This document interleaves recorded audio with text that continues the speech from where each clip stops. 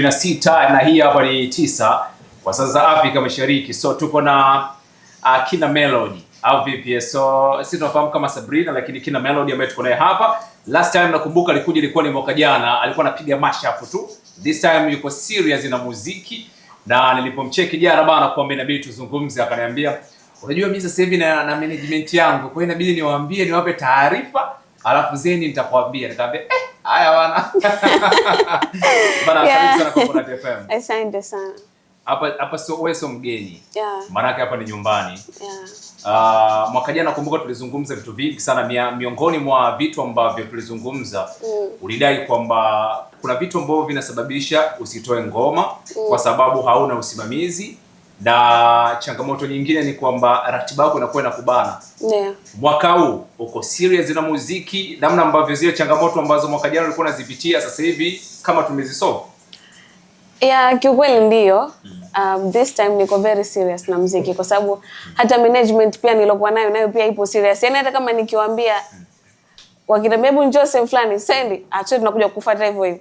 Yaani utake usitake utaenda. Kwa hiyo yeah, hivyo. Okay.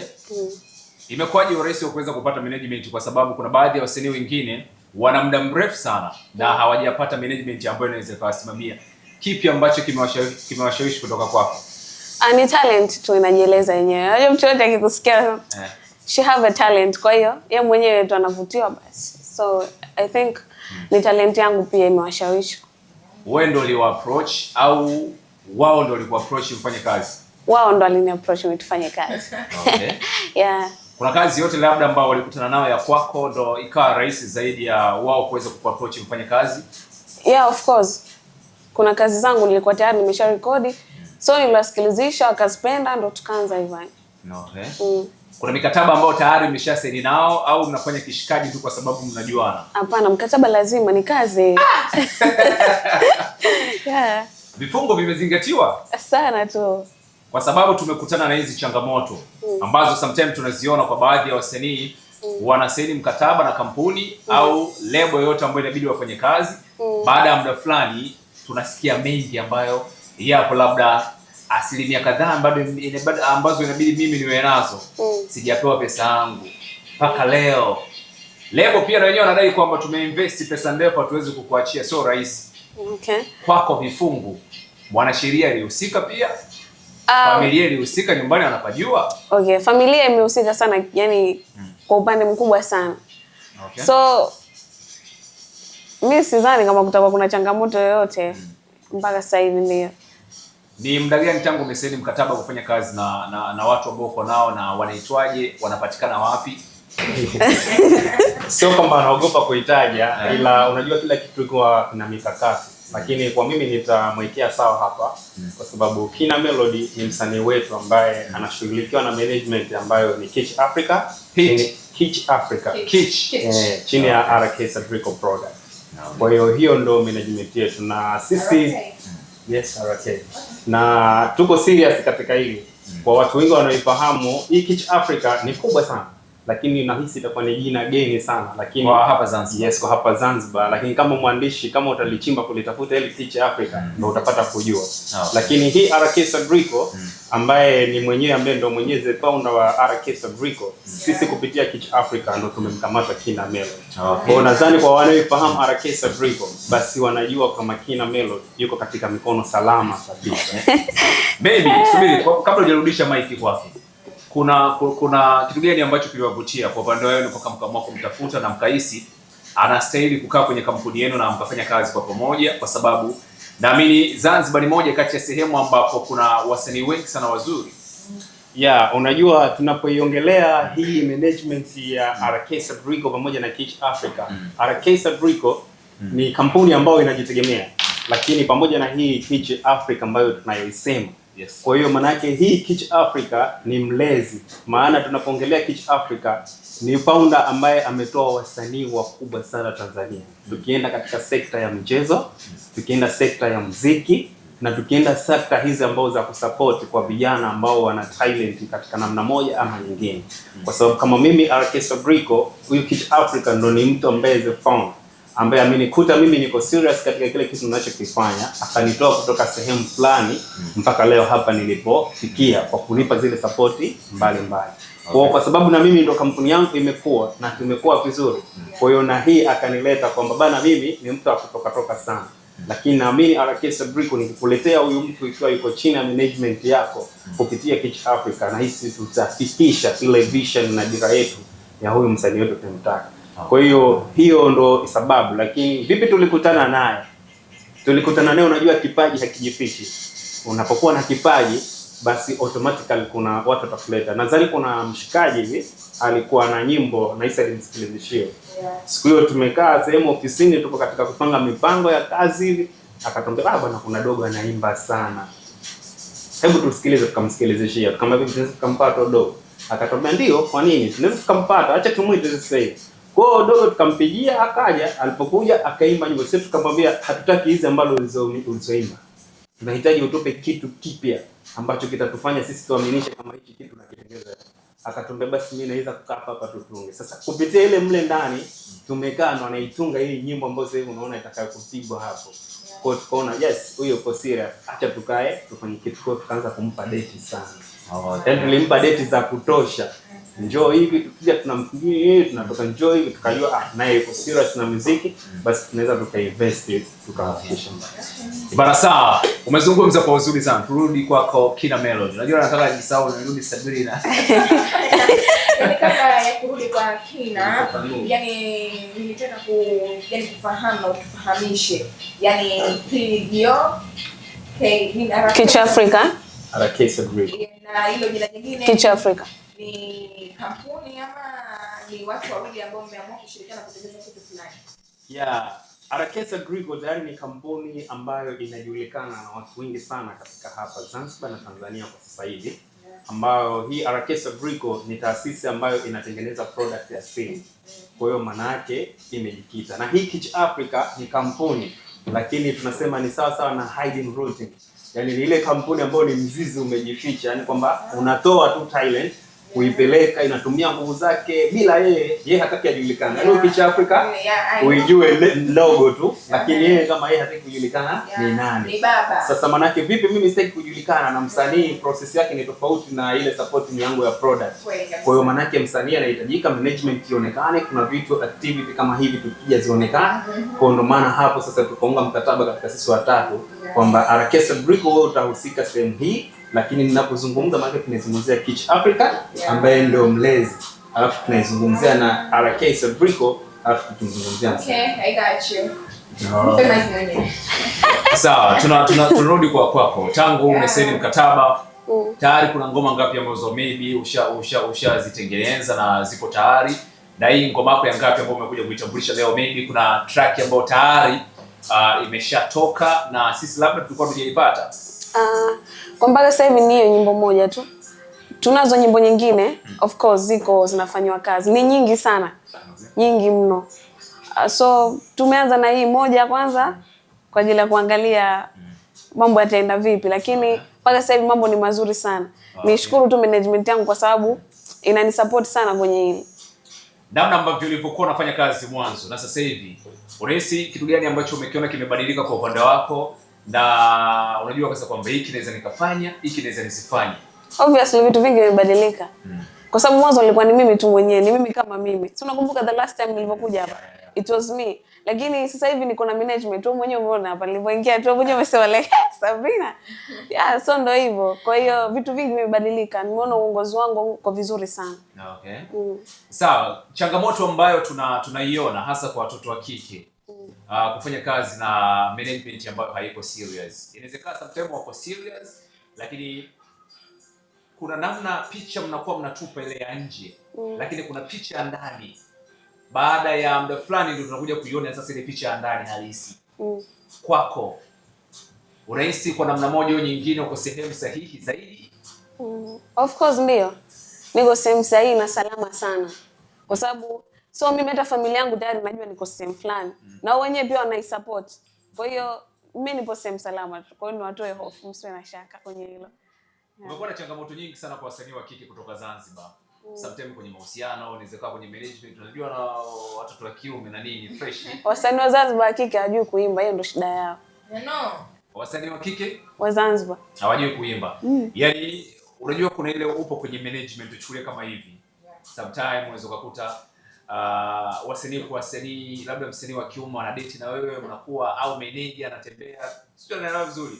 Kwako. Huo ni uzembe wa msanii mwenyewe obviously. Inabidi ukaze. Ndio, kwa sababu unajua ukihitaji kitu ukitumia imani kabisa sahihi, thabiti kwamba mimi hichi kitu nataka nikifanye. Kitakuwa ndio. Yaani watu wanaendekeza sana mapenzi wakati wa kazi, lakini ukiweka kazi mbele zaidi, ukayapa mapenzi kwanza, kusema mapenzi mimi hapo yana muda wake, utafikia lile lengo kwa kweli, seriously. Mimi naamini hivyo. Okay, sawa. Wewe kwa kama mwanamuziki wa Zanzibar, yani ikatokea ukapata fursa ya kufanya collab na msanii fulani wa nje ama wa hapa Tanzania, na akataka kufanya collab na ukakubali, alafu then katika hiyo collab ambayo unataka kwenda kuitengeneza akataka kutumia jina la kampuni yake, yani tunasema kampuni yake mfano kama WCB, akapiga chapati na wewe umetoka katika lebo yako. Hapo kwa ujumla kwa inakuwa vipi? Hapo acha nimjibie kwa sababu huyu ni msanii na yupo kwenye management. Unajua kila kitu kina itifaki na makubaliano yake. Kwa maana mtu yoyote ambaye atakuja atamhitaji msanii, kwa maana ni lazima atakuja kwenye management. Na kutokana na mikataba yetu na jinsi tunavyoishi, tukiacha mbali mkataba, sisi tunaishi kama familia. Kwa hiyo maana yake hapo Kina kwanza anatuangalia sisi katika engo mbili. Engo kwanza anatuangalia kama sisi ndio ambaye ni mabosi zake, lakini kuna engo ambayo tumeiweka kwenye familia. Hii engo ya kwenye mikataba, hii ni engo ya kisheria, tayari imeshamaliza haki yake. Hiyo inakuwa ni mara moja tu. Maana kuja kuingia tena kwenye karatasi mpaka itokezee mistake. Lakini sisi tunaishi katika hii engo ya familia kwa sababu sisi ni familia. Kwa maana kitu chochote kitakachokikaja kikitoka, basi tuhakikishe kama familia tayari inakuwa tumeshakaa.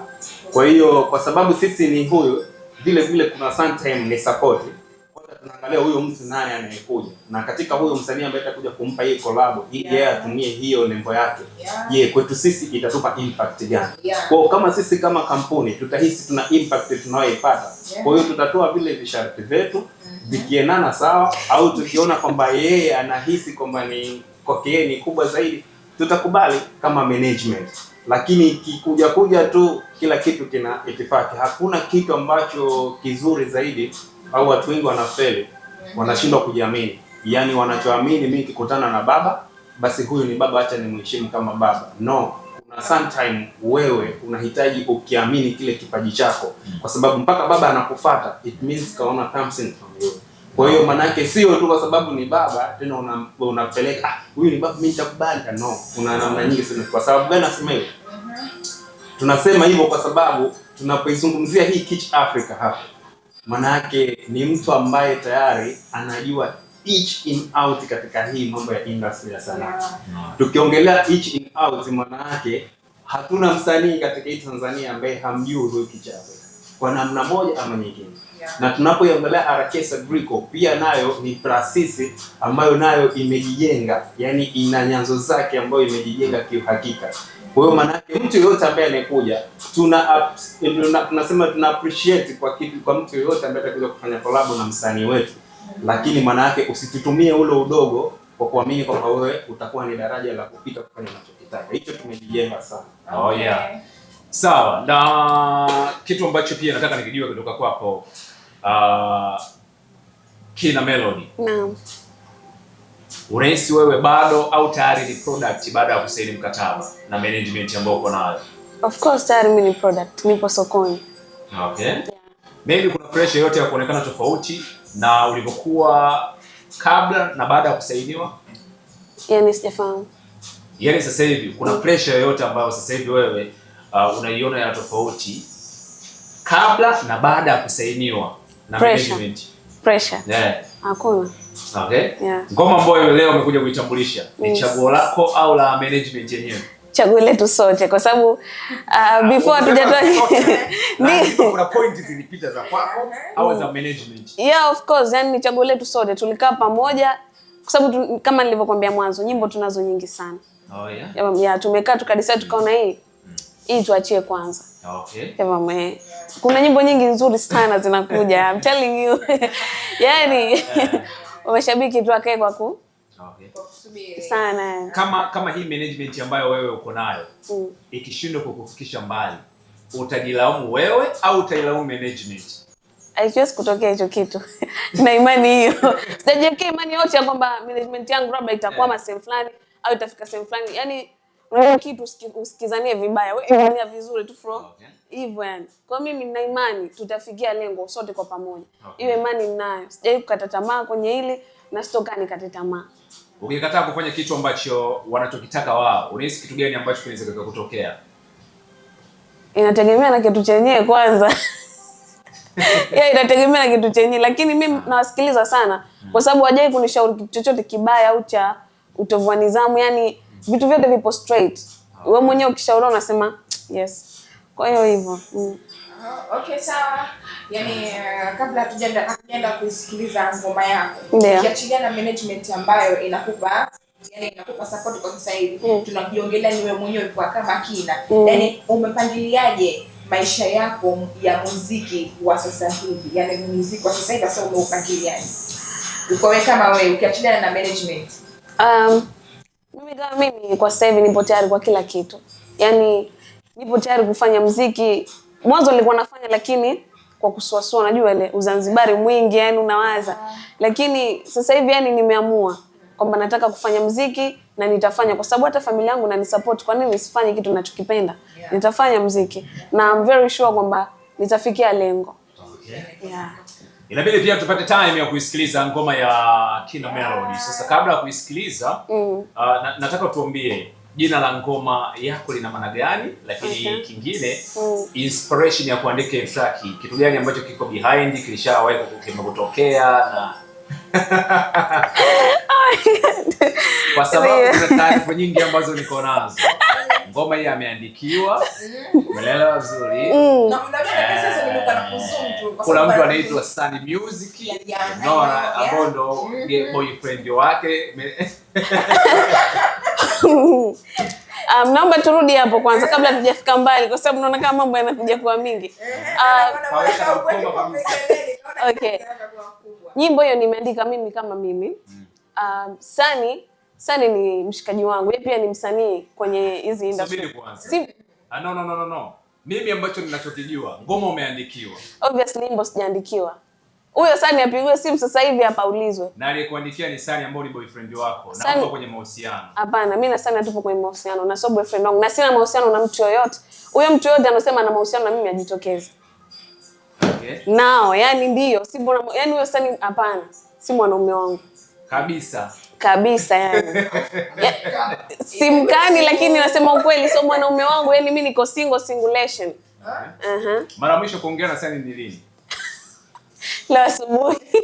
Mlikuwa mnaongea nini? Kwa sababu mimi na sauti zote ninazo. Bwana, nauliza kwa sababu anajitanganya mwenyewe. No, tumeongea leo asubuhi lakini ilikuwa ni kwa sababu jana niliona posti zake ameposti like Bagamoyo. No, yupo kwenye ndege. Yuko Bagamoyo. Yupo kwenye ndege jamani. Kwa hiyo mimi nikamtake morning, vipi shwari au umesafiri upo nje ya nchi? Kaniambia hapana, no niko hapa lakini business zangu tu za muziki ndo zinanishughulisha hivyo. Kwa hiyo mimi na Sunny jamani hatuna mahusiano, sio mwanaume wangu. Hatujui kuwa na mahusiano yani deep kama hivyo, ni rafiki tu. Yani hivyo. Okay. Sawa. Kwamba Sunny kuna kitu anakitafuta. Mnaweza mkaeka hivyo maybe. Lakini mimi hapana, hajanivutia kwanza. Bwana sawa, lakini tukasikiliza kwa sababu ya time ngoma yako. Hujatuambia hii ngoma inspiration ya ngoma yako umeniacha. Ilikuwa ni special, labda ulishare kuachika ndio maana ikawa kuna urahisi wa wewe kuandika na labda kuna mtu ulimwandikia? Wasanii tuna vyanzo vingi vya siku kuandika nyimbo. Sometimes mood tu unajua mood tunakupelekea mtu kuandika nyimbo hivyo. So mimi nyimbo niliandika sikumwandikia mtu kwanza jamani. Okay. Sawa ndio sikumwandikia mtu. Niliandika kwa mood yangu tu nilokuwa nacho kipindi hicho nikaandika hiyo nyimbo. Yeah, my mood kidogo ilikuwa ni low, maumivu napitia, stress, unajua zile. Kwa nikaona hichi kipindi kama nilivyoambia nipo single, kwa hiyo kuandika nyimbo kama hizo na kwa normal. Hivyo liko wazi ya.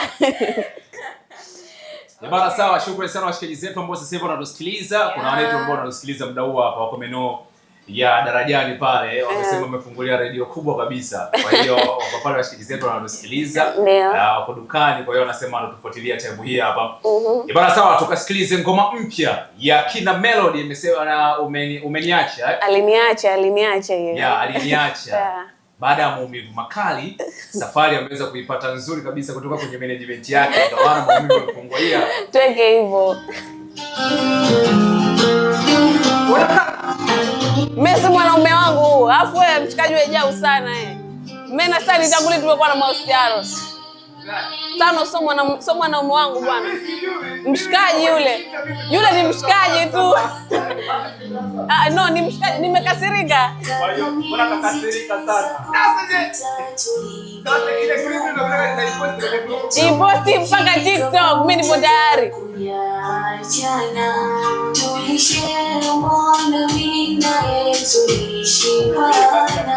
Sasa meshataka nisifo sindo tushachana, ila nachojua nilimpenda ila yeye hakunipenda, aliniona mwenye kanitenda dalili ya mvua mawingu kutanda, yaninyesha upinde kibanza nayo peke yangu shampenda.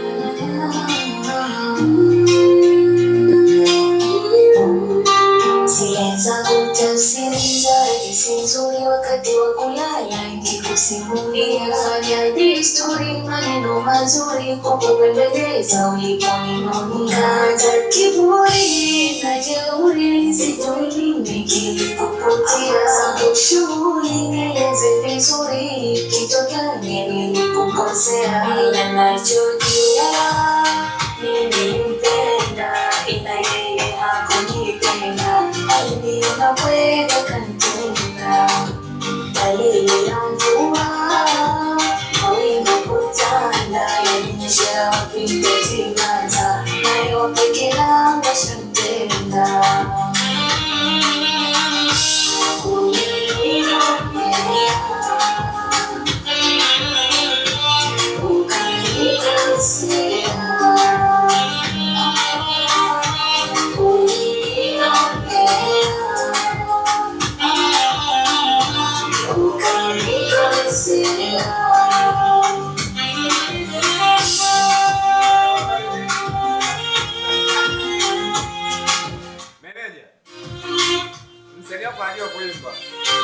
Ila kiburi kimuone.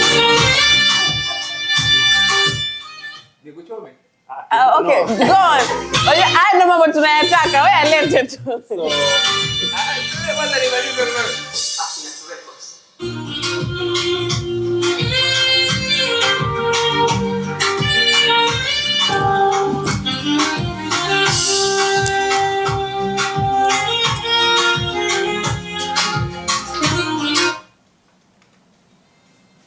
Anaitwa Kina Melody na umesikiliza ngoma yake mpya kwa mara kwanza, umeniacha. Aliniacha, si ndio? Yeah.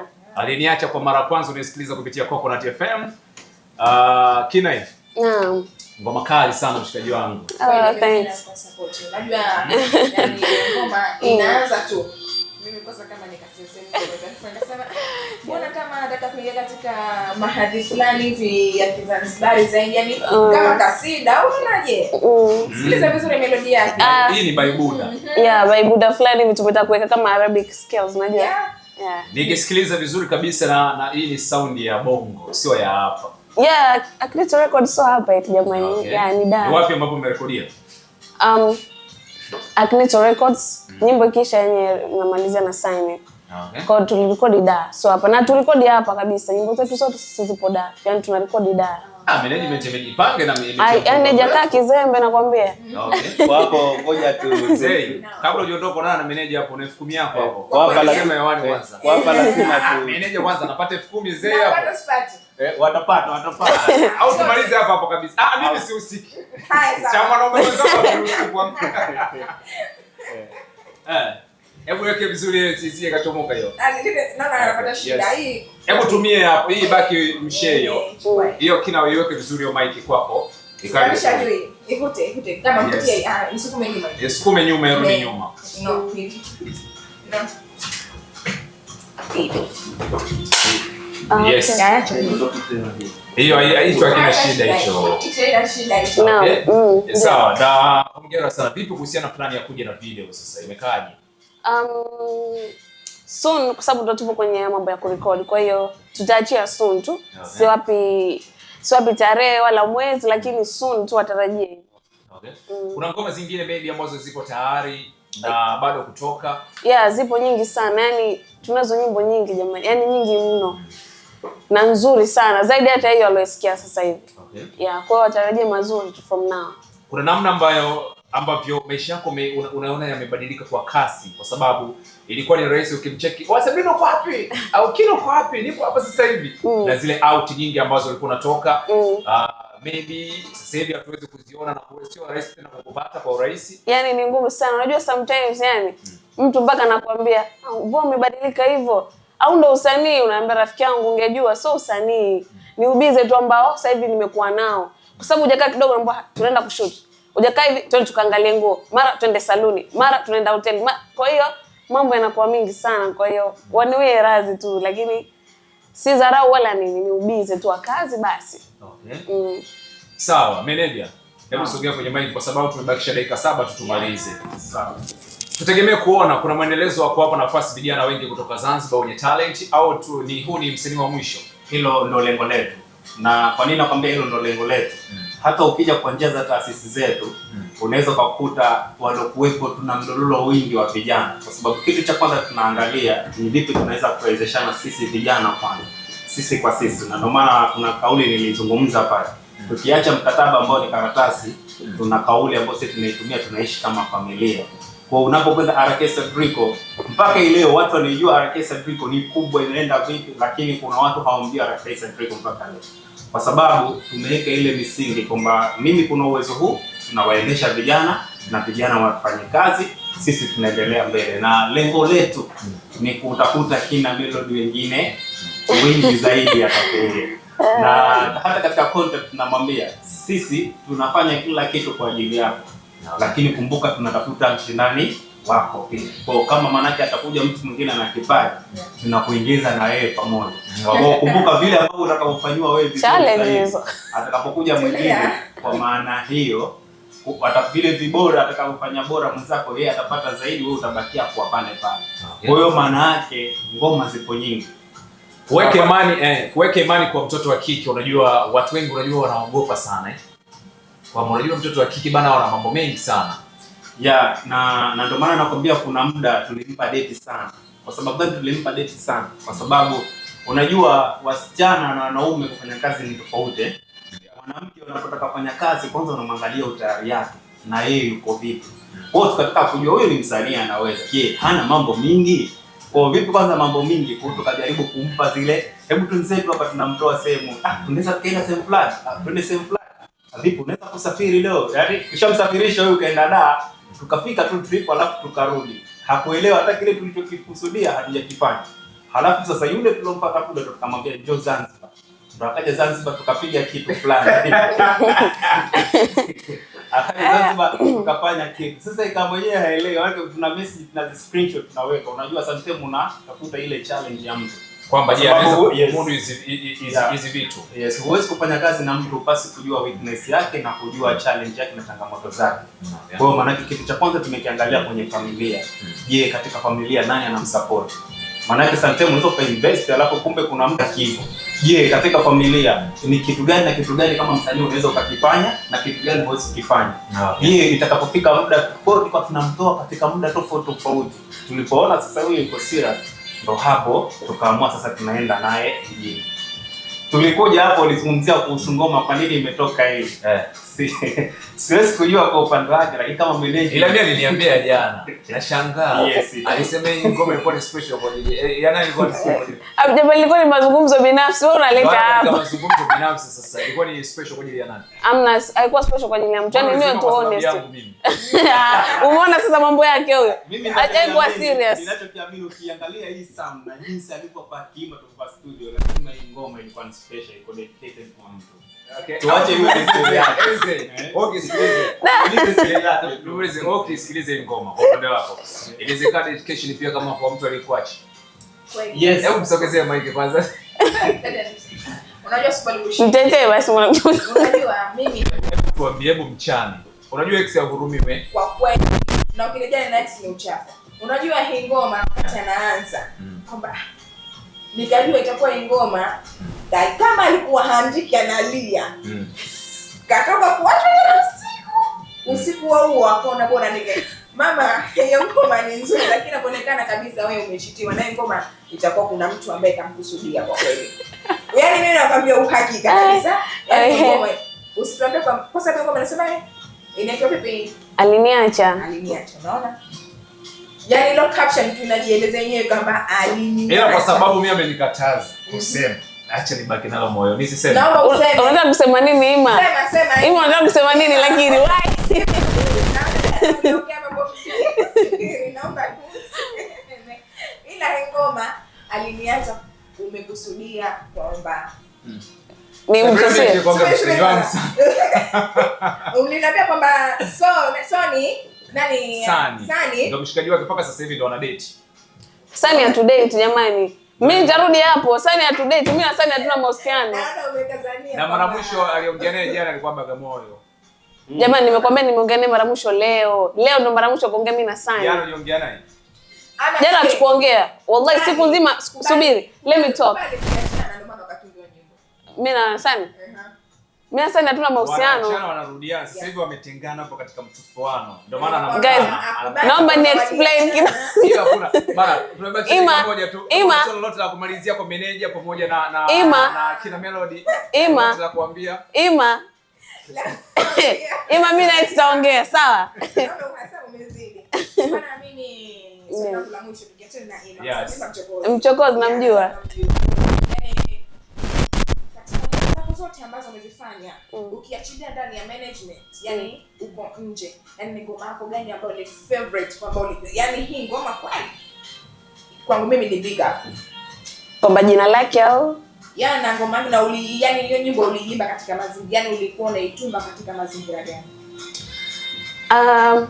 I think ipo nyimbo ambayo ndo niliandika kwa mara ya kwanza nilipokuwa na yani naupenda muziki. Nile kuandika nyimbo moja nzuri sana. Hiyo nyimbo sio mimi tu, hata mama yangu ananiambia nyimbo itoe bwana.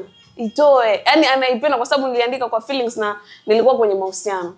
Na mahusiano alikuwa mubashara sana. Nakwambia ukweli yani. Yaani alikuwa mubashara kwa wakati wani nikaandika kwa mistari fulani alafu nilikuwa na huyo mshikaji wakati naandika. Kwa hiyo tuachane naye kwa sababu ndo kashapita unajua. Mimi siwezi unaweza kumtaja mtu kumbe kashaoa bwana yupo na mkeo ukamharibia mahusiano yake. Okay, let's go. Kwa hiyo niliandika hiyo nyimbo. Ni nzuri sana. Soon nice kitoka nitaitoa hiyo. Sawa. Meneja hii. Lolote pia la mwisho wangu kwa sababu tumeshasepa. So mimi kitu cha kwanza nashukuru sana Coconut FM kwa kutupa support kubwa hapa, kutupa airtime kwa siku ya leo. Nashukuru wote, lakini kitu cha pili vile tunaomba support kwa sababu tukiacha management lakini muziki unahitaji support kupitia kila tendo. Lakini hapa tutaweka tofauti katika tulikuwa na mzozo kidogo katika management, tunataka kuiweka sawa katika hii Kina Melody na kwa nini ngoma imeandikwa Brina Melody. Hiyo Brina Melody ilikuwa kuna tofauti tu kwa sisi katika kuongea kwa sababu kule ilikuwa tusha record tukaona iache nyimbo itoke kwenye ile Brina Melody kwa sababu tayari shata kisha jina lake Kina Melody. Sawa, shukrani sana. Ngoma zako zinapatikana wapi kwa haraka na mtu ambaye akihitaji kukutafuta kupitia mitandao yako ya kijamii lakini inabidi utumalizie sasa na acapella kwa dakika moja tu. Mwenye kipindi chake kitasimama mlangoni hapo. Okay, sawa. Nyimbo zangu mimi zinapatikana kwenye digital platform zote. YouTube unaweza kunipata kwa Brina Melody, Instagram utanipata kwa Brina Melody, kubadilishwa. TikTok utanifuata kwa Kina Melody. Bana, sawa, mimi nazime hivi tumalize na acapella sasa. Ngoma yako hii hapa. Tujue je, hizi melody ambazo ulikuwa unapanda na kushuka ni auto tune au ni zenyewe? Sawa, acha niwape kidogo.